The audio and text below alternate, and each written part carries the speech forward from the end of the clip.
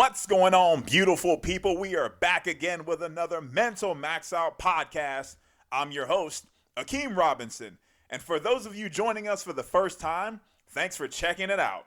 Mental Max Out is all about helping people change their perspectives, think differently, and get out of the hole. If you're back again, I celebrate your willingness to continue growing and challenging your mind. Remember, if you like what you hear today, make sure you hit that subscribe button or whatever platform you're listening from. Share it with a friend and follow us on social media at Mental Max Out Podcast. I was super excited because our fridge has been leaking like no other. And I'm talking about, when I say leaking, I'm like, there's like a puddle. And you're like, where did all this water come from? Like 4 towels, got to be on the floor at all times. Yeah, you would think a pipe bust if you walked into our house and you see all these towels. Like 6 months ago, we pulled the fridge out from the corner and Akeem investigated the back of it, couldn't find anything. What both of our dads told us was the problem, which they usually do, tell us what the problem is. And then Akeem goes and realizes that is not the problem. Yeah, they're like, well, here's the problem. Like, that is not the problem. I finally found out what the problem was. I'm telling you, I could not have run any faster to be like, babe, I found out what the problem is, and this is the problem, and I think I got the solution. And she calmly looks up at me and says, oh yeah, is it the ice at the bottom of the fridge? And I was like, well, yeah, you just kind of stole my thunder there. And I was like, well, how did you know that? And she's like, well, I've kind of suspected it for a few months now. And I was like, so when were you gonna tell me? Because what happens is the ice at the bottom of the freezer freezes over when it leaks, like when we put the ice cube containers in there. And so there's just always a layer of ice at the bottom of the freezer. And I also think that the suction is off on the freezer, which is why sometimes there's frost in there. Okay. I'm going to cut her off because she's going to give you her dissertation that she just gave me. But here's the thing. There is always something. If you've had that feeling, right, that there's always something that needs to be fixed, bill, some kind of deadline that needs to be met, and you just think to yourself, when is it going to end? And how on earth will I ever be satisfied with all of these things? You won't. Well, we can't just tell them that. But there's always something. There is always something. In a good way, in a bad way, in an okay way, there's always something. Yes, but the thing is, with there always being something, can you ever be satisfied with the fact that there's always something that needs to be checked, done, and needs to be completed? And to her short answer, no. But actually, yes, you can be satisfied. You have to look at it a certain way. Like, you have to train your mind to be at peace, have satisfaction, be content, regardless of the circumstances around you. And I'm saying that knowing full well I do not do that. I'm saying that knowing that is the solution. However, not my strong suit. It's not her strong suit, and we're working on it. She's a work in progress. I'm a work in progress. We got the building with the caution tape, and it's just been covered in tarp. But in any case, yes, I think when you look at satisfaction, not only is it hard, it's hard because we live in a time where you see other people at different levels than you.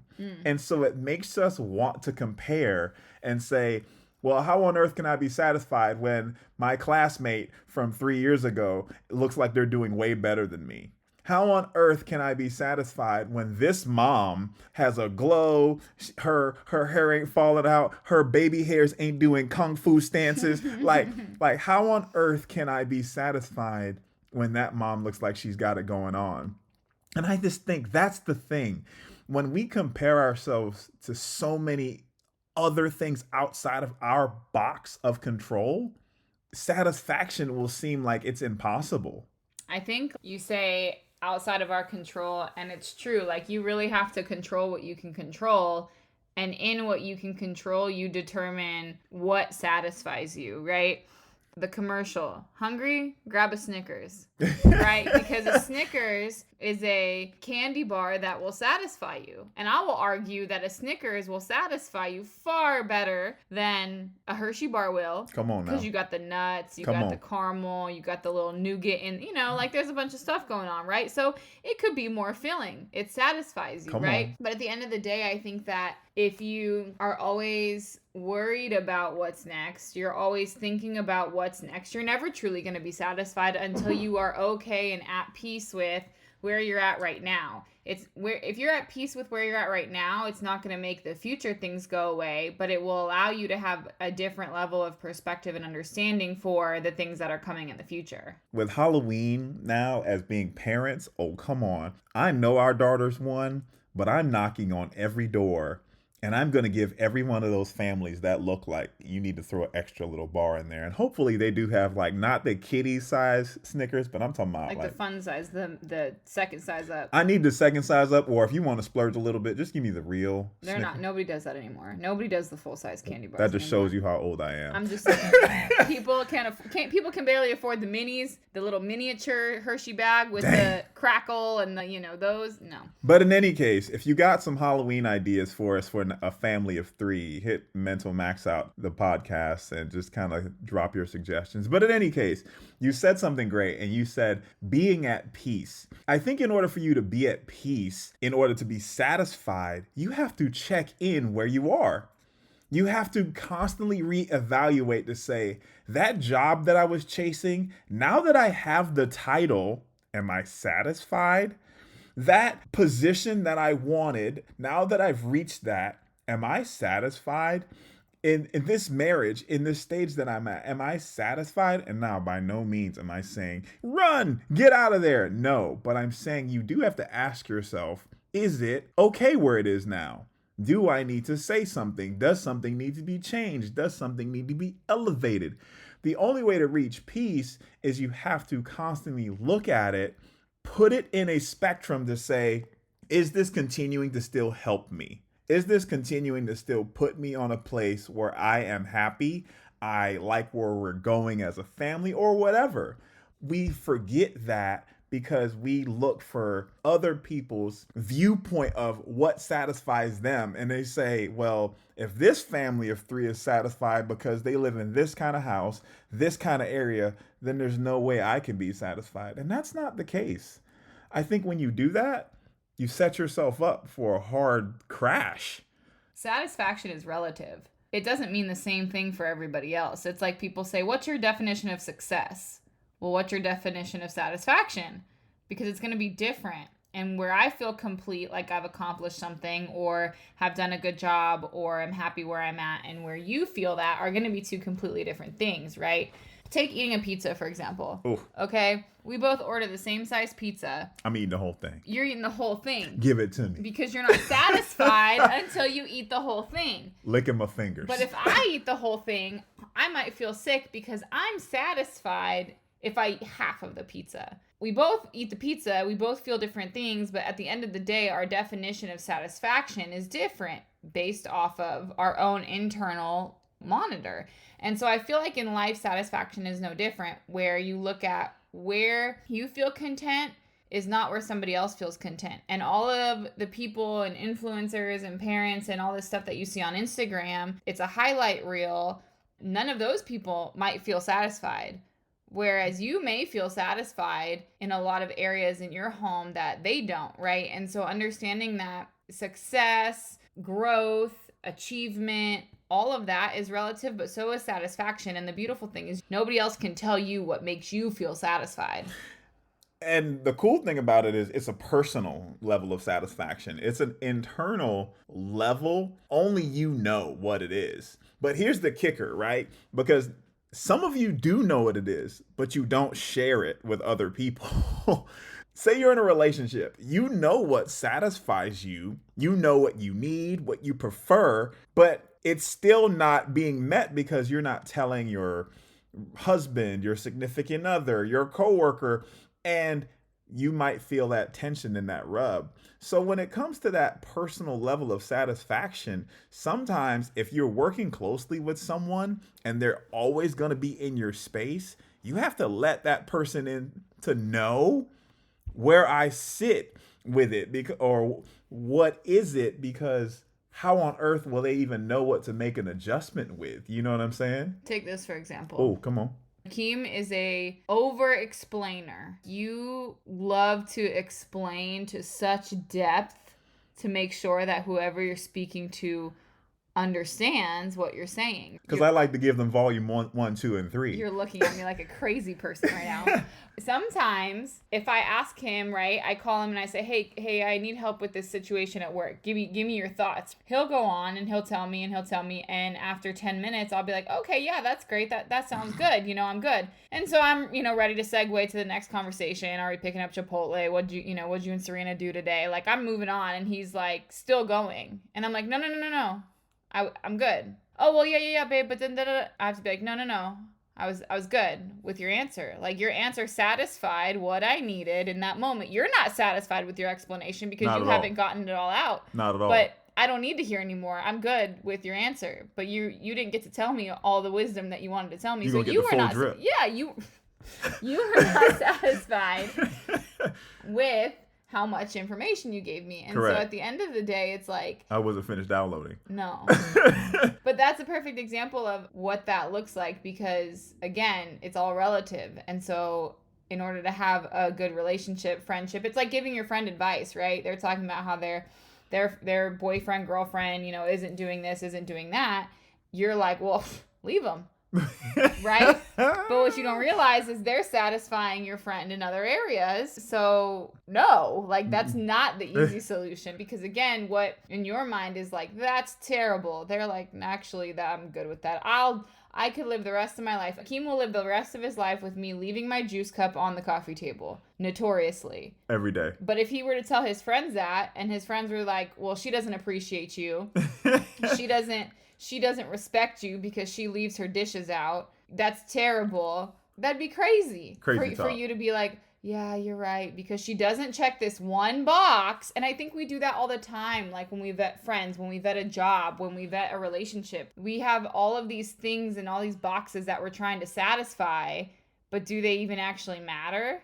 It's funny you say that, because I think somewhere down the line, satisfaction has been confused with perfection. When we think satisfied, we think you have to check every box, and it has to be 100% full for me to feel satisfied. And that's not the case. Like we said earlier, that's impossible. Not only is it impossible, it's something that you're going to try to have to evaluate, remove, add more, and change your plans all the time. Yes, we're married, and yes, we have a little child, and yes, we love Serena like no other, but we still have to make evaluations and change stuff all the time, because satisfaction isn't perfection. But we get so caught up into trying to make it that way that, I'm not gonna lie, before we got married, I had my idea of what I thought marriage would look like. I had my idea like, oh man, like now that I'm married, I'm gonna get a little meal. I'm gonna get some extra banana bread. You know what I'm saying? The bakery is gonna be open, but that's not the case. No. I think that I had this idea of what I wanted. We've said it before, I'm a planner, and I had a plan. I knew when I wanted to get engaged. I knew when I wanted to get married. I knew when I wanted to have, I was like, I'm going to do this, and this, right? And so I had this idea of my future partner. I'll never forget it. It was the most impactful experience of my life. Akeem and I had just started dating, and I was home in California visiting some friends, and a mentor of mine and I were talking about Akeem, and I was telling her about him and this, that, and the other thing, and I was like, well, I don't know, he does this, he does that, I'm just not really sure, but I think he could be the one. And so she says, okay, I'll be right back. So I'm sitting on their big love sack beanbag in the living room, and she brings me a piece of paper, and she says, I want you to write down everything that you want in a husband.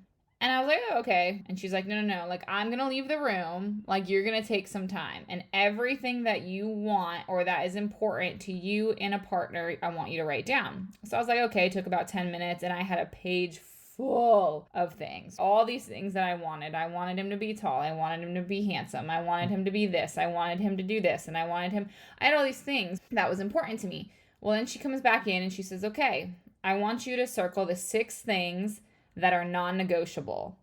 Meaning the 6 things that if he's nothing else, he's these 6 things. So then I sat there and I was like, well, what do you mean? Because in the grand scheme of things, is it more important that he's over 6 foot or that he wants a family? Is it more important that he has facial hair or he loves Jesus? Like, I had to make these superficial versus real authentic decisions. At the end of it, I got lucky. Akeem's over 6 foot. But at the end of it, it was good because now I know that if Akeem does all those other things wrong, it's okay because he does those non-negotiables right. And those are the things that make me satisfied. He takes our family to church every week. He works on himself. He is kind to other people. He likes children wanting to start a family. You know, all these things that, if nothing else, if he, you know, forgets to clean up his beard hairs in the sink, it's okay, you know, because he has satisfied the non-negotiables. And so for you in life, what are your non-negotiables for yourself? And what are your non-negotiables in your relationships? That's funny that you shared that story because I thought it was going to be the story when you were like, we started dating and you looked at me dead in my eyes and you said, you're not charming. And I was like, what did you think this was? But to your point, satisfaction are non-negotiables, but they're not many. Because I think when you start to look at your list truly and say, now I'm satisfied, you maybe have 5. Mm-hmm. There are not that many things that you need to be satisfied. They're truly, I'm going to be as firm on this boundary as possible. That is where your satisfaction is. When you evaluate yourself and look at your day and your week, what are those non-negotiables that you are willing to like stand on top of that mountain and say, this is who I am and you shall not pass? Because I think we get caught up into looking at so many other people's perspective of life from social media that our paper, like from your story, gets filled. Mm-hmm. And somewhere in there, our non-negotiables got buried. And you keep chasing, right? Like you keep that paper so full. And if you're never satisfied until you get all of those things, it's like the memes or the videos where they're like trying to fill a cup of water, but there's a hole at the bottom. It just, you keep trying. You keep trying. You're like, you know, you can never fill it because there's too much. And then you always feel like you're behind the 8 ball. You always feel like you can't catch up. You can't catch a break. You can't catch this. You can't catch that because you're trying to catch too much. It starts to affect the others around you. You know, once you try to catch all those things and then you feel overwhelmed, feel anxious, you feel like you're failing. Now all your personal boxes are not being checked. You now start to affect the other people around you, maybe within your family, your significant other, because they can't do anything to stop that feeling. So now something that was meant to be for you has now spread into your family, your loved ones, or maybe even your job because you're trying to chase things that are not designed for you. They're not meant for you. So truly, when we look at satisfaction, stop trying to be perfect and fill every single box. Look at what are your non-negotiables and are you filling those boxes? I think it's really important to know in the different areas of your life what those non-negotiables are, because at the root of it, there's not going to be more than a handful. When life gets crazy, when you are doing a lot at work, you're doing a lot at home, you're bussing the kids around on the weekends for tournaments, like when you feel like you can't catch a break, you can't take a deep breath, you look back and say, am I checking my non-negotiables? And it could be as simple as a non-negotiable is to do something for yourself every day. A non-negotiable could be, I'm going to drink my cup of coffee every morning. You just have to achieve something that is important to you, that has a cause for you, and that allows you to feel grounded throughout the rest of your day. And once you figure out what it is, you have to stick to it. Do not break. You might bend. You might be stressed by life just a little bit, but do not break away from it. And it's crazy because we make juice. We tell friends we're borderline hippies, but one of our friends recently was like, no, you're full blown hippie. Yeah. All you don't do is make clothes. And I'm still trying to weigh myself in on that or whatever. But in any case, I did sew a pair of shorts one time and they're really terribly disproportional to Akeem's body. it's like something you will see in probably like a Magic Mike. But in any case, But he wears them. I do, because, you know, you got to stay married, y'all. I'm just saying, you know. They satisfy. But in any case, you have to understand what it is and who you are in all of those things, right? Because I was trying to make it perfect. I was trying to make it fit every box. And then when I wasn't doing that, I was pissed. One of the things that you do religiously that you will never change is she's going to drink her cup of juice every day with a fork. Oh my gosh. Yes, with a fork. You got thingamabobs, I got 20. But who cares? But who cares? No big deal. You know what? She's gonna drink her cup of juice in a wine glass with a fork Stemless. every day. I'm talking about the world can be in utter chaos. She will not change. That is her routine. Because that is what provides her with peace. That is what provides her with that morning satisfaction every single day. We're not kidding about, we say it can be weird, it can be small, but what is that one non-negotiable that you will not budge on? Because you have to be willing to take a stand on something because it's for you. We want to leave you with satisfaction grows when we stop chasing and start appreciating. Come on now. The more that you can have gratitude and appreciate the things that you do have and the perspective of be thankful, be grateful, be appreciative of what you do have, the less you'll be chasing to be satisfied in other areas. And so satisfaction is driven from that gratitude and being thankful. Akeem has to remind me of this all the time, is there's a lot of situations, a lot of wants, a lot of areas in your life that seem imperfect, and that can trick you into thinking that you're not satisfied. But in reality, if you can focus your mind on being appreciative for the things that you do have, you'll feel more satisfied. The crazy thing is, every one of our friends that we either go and visit or they spend the week with us to spend some time with us, they say by the end of 2 days, they say, you guys thank each other so much. And we kind of look at each other like, what do you mean? They're like, y'all say thank you for everything, because we're not greedy with thank you. Don't be greedy with the gratitude. Thank your partner for picking up your glass. Thank your partner for putting your pillow the way you like it. Thank your partner for keeping the house nice and neat. Because the more you're willing to give out the gratitude, the satisfaction starts to pour in instead of you feeling empty. Because that's the big problem. You're trying to wait for things to fill you instead of trying to fill others. And in that, you will always, I repeat, you will always feel empty because you're waiting for someone else to give you something. So be generous with the gratitude. I'm talking about from the smallest thing you can think of, say thank you. To yourself too. Be willing to say thank you in appreciation for what you've accomplished, for your family, for, the ways in which you show up for yourself. Be thankful for yourself. Pray and give thanks and remind your partner, your children, the people in your life, your friends. Be intentional about it because, again, there are so many things to focus on that make you unsatisfied. If you can just flip that narrative and that perspective, you'll feel a whole lot better. We love you guys, and we want you guys to continue to grow. Understand that you are a work in progress, but you also are a masterpiece. And in order for you to do that, you got to acknowledge who you are becoming every single day. We hope you have a wonderful week, and we'll see you next time. Bye. Thank you for joining us on this exciting episode of Mental Max Out. We hope today's discussion has empowered you with the insights and tools to overcome the challenges of depression, fear, and doubt. Always remember that you have a support system on this journey, and every step you take is a step forward towards victory. If you found this episode helpful, make sure to subscribe and leave us a review.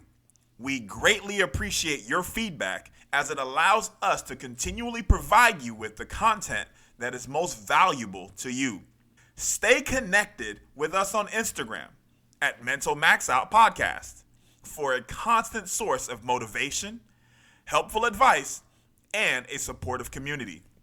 Until the next time, keep pushing forward, and remember, you have the strength within you to max out your potential.